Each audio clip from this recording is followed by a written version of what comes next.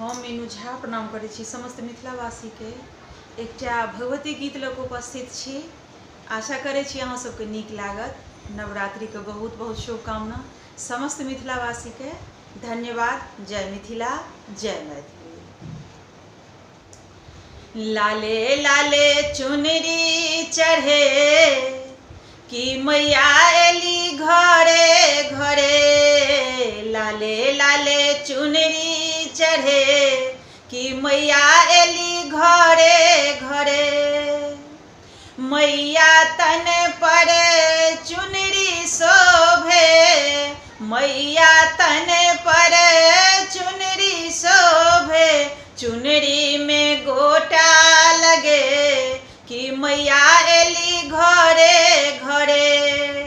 चुनरी में गोटा लगे कि मैया एली घरे घरे।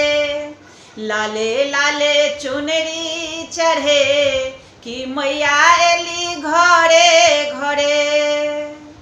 मैया हाथ में चूड़ी शोभे, मैया हाथ में चूड़ी शोभे।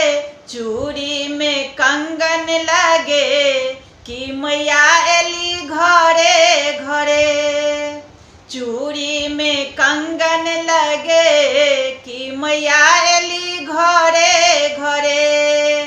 लाले लाले चुनरी चढ़े कि मैया एली घरे घरे।